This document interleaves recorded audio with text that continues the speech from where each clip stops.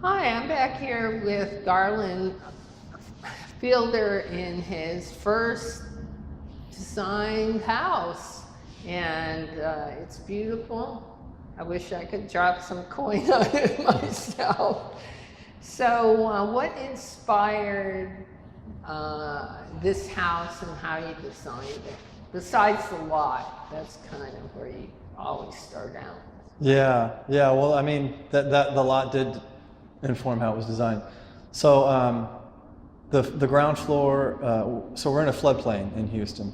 The ground floor is made of CMU block, and it's kept real industrial. So there's no studs, there's no sheetrock, there's no basically stuff to replace when it floods. So that was taken into consideration. And then there's a carport, no garage for the same reason. But also, the site seemed to justify lifting up the house based on the view of downtown, which is due south maybe a mile. So it's a really grand view in that regard. So another idea that I had concerning the view was installing these sawtooth roof elements to let in the northern light, which floods this room with a real consistent northern light pretty much all day long. And then if you're up on the deck from the master bedroom, the raised sawtooth element blocks the near view and sort of frames the downtown view. So I also wanted to build something that was kept pretty small. The house is under 2,000 square feet and somewhere within budget.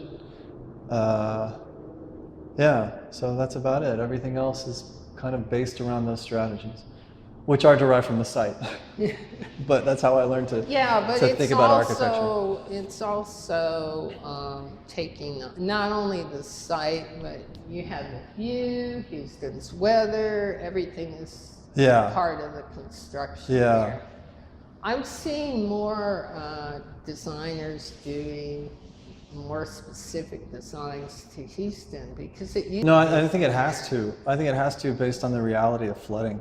Yeah. Because, you know, if you, I mean, we're really close to downtown and Midtown, and this is a very accessible area. But if one didn't build, you didn't have to go this high. But if one didn't at least adopt that strategy partway, then you're just going to get flooded, and there's no point. You're going to have to rebuild.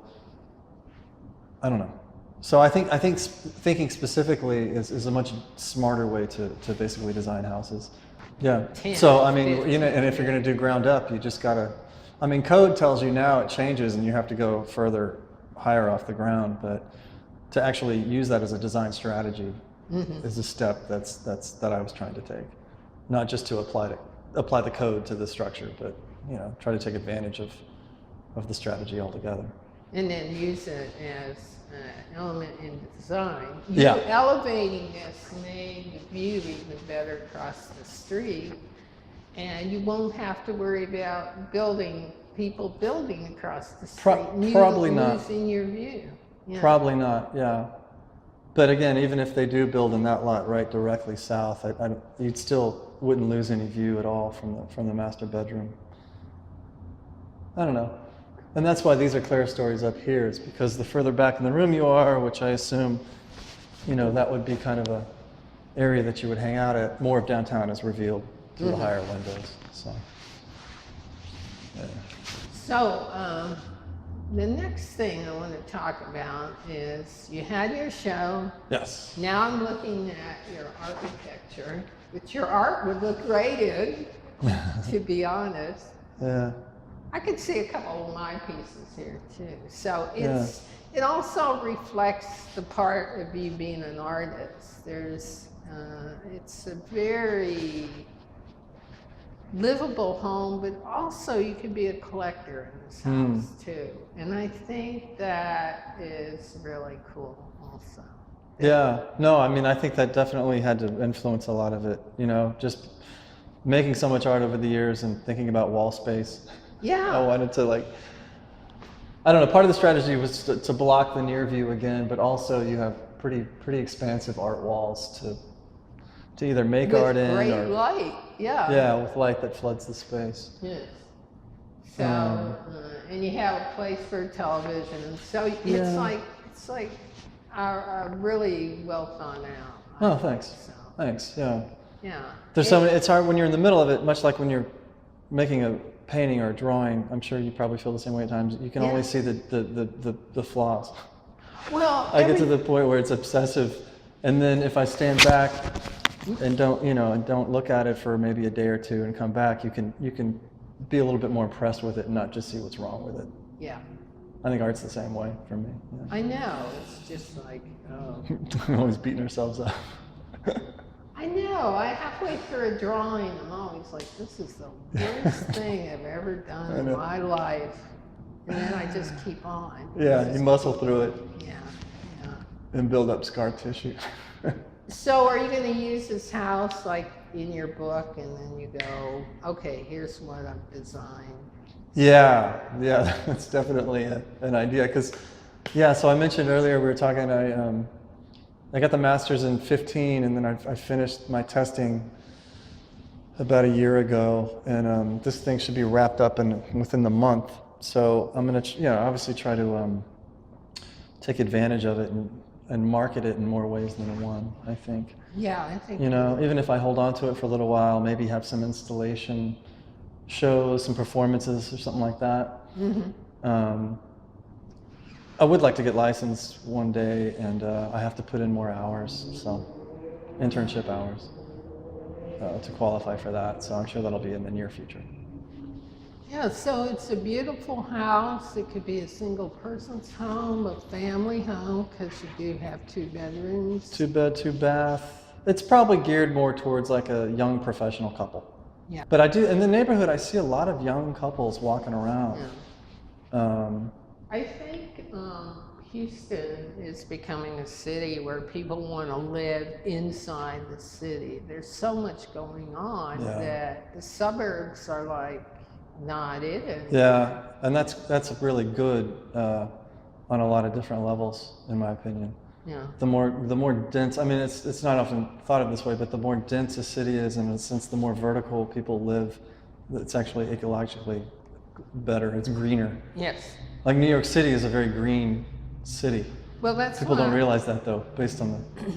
That's why I always fantasized about living in a high rise, and I ended up doing that. There you go. Every bill has been slashed, because I'm not using that much of anything now. Yeah. So. And when they're built right, you have your sense of privacy. You have your nest. Oh yeah. You don't sacrifice anything in that department. Yeah. It's perfect. Now, also, I'd like to talk about how we talked about this at your show, using what you do for a living, and then again,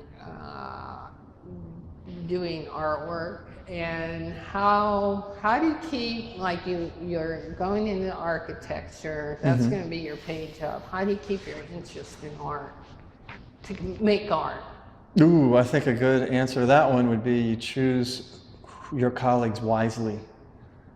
I've worked in offices where it's very much appreciated that I have an art background, almost celebrated. And then I've also worked in other environments where it's seen as a waste of time. And so I need to be very careful with who I choose to collaborate with as an architect, because that's not only my background, it's what I do, it's what I'm doing. So I think one needs to be really careful, and that just goes with any occupation or anything you do. You're going to spend a lot of time doing it.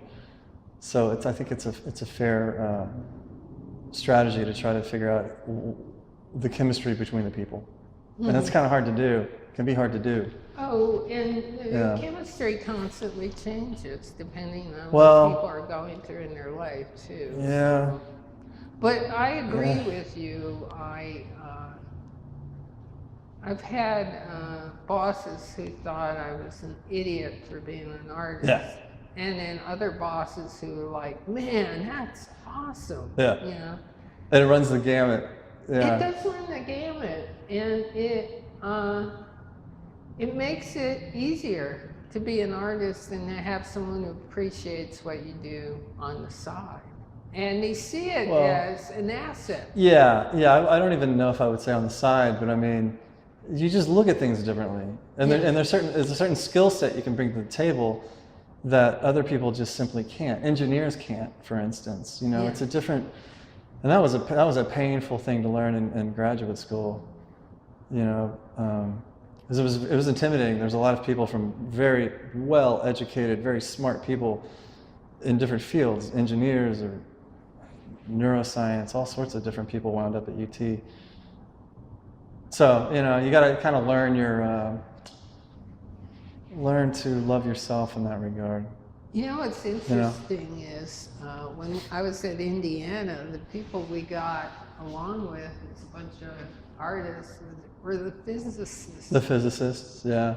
They thought it was great that we were even interested in what they were doing. You know? Yeah, I've had some good conversations with physicists, actually. I agree with you, because that seems to be such a, well, it's not a whimsical science, but, you know, just learning about certain physical things is just so weird, and so, you know, it almost seems like it has to engage your creative mind just to kind of think about it, you know. Yeah, I've had similar experiences. Well, thank you, Garland. This was great. Absolutely. So I'm glad you could do it again. Thanks for your patience. Yeah. Oh, no problem. We both had colds, so we had on the mend. Yes. So thank you again. Cool. All right.